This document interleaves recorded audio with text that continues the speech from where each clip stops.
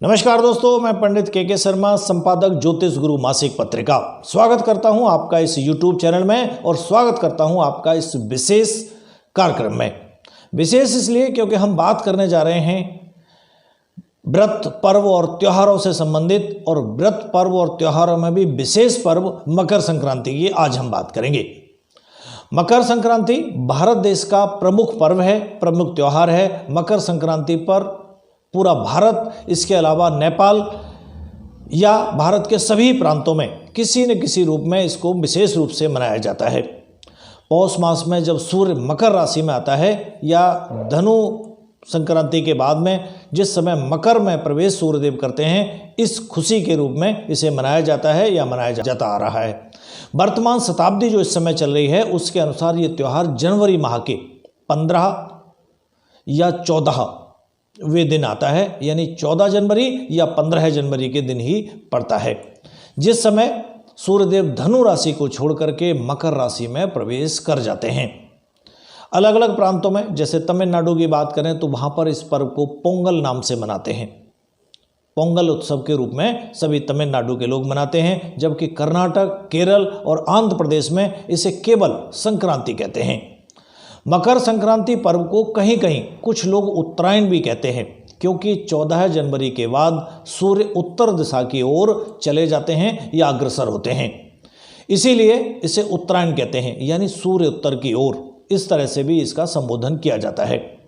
ऐसा इसलिए होता है कि पृथ्वी जो है वो उसका झुकाव 6 महीने के लिए निरंतर उत्तर और दक्षिण की ओर बदलता रहता है, और ये एक प्राकृतिक प्रतिक्रिया है।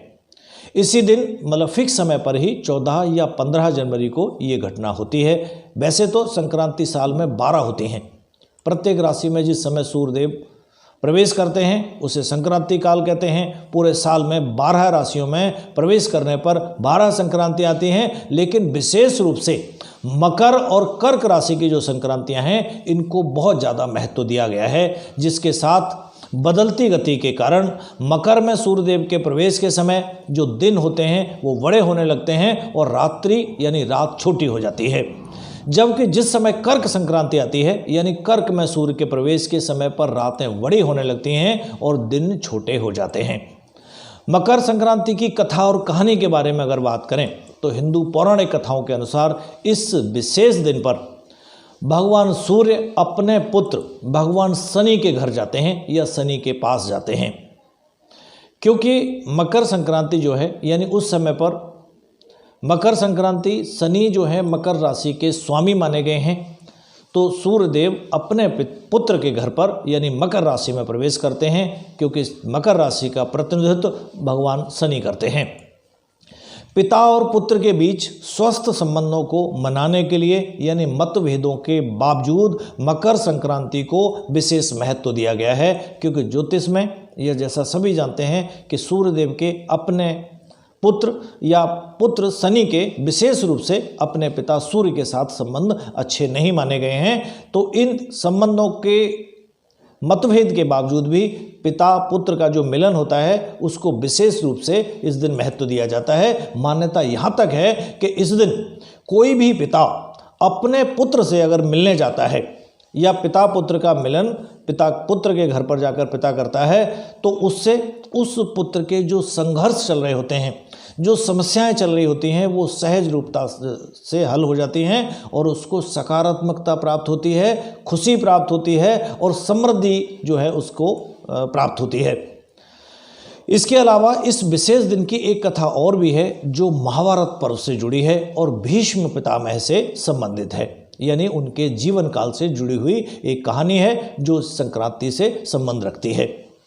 जैसा सभी को पता है, महाभारत काल में जिस समय युद्ध हो रहा होता है, अर्जुन के द्वारा जो बाण छोड़े जाते हैं उनसे पितामह पूरी तरह से घायल होकर बाणों की सैया पर लेट जाते हैं, और उनको क्योंकि इच्छा मृत्यु का वरदान प्राप्त था तो वो जब तक नहीं चाहेंगे उनको मृत्यु छू भी नहीं सकती।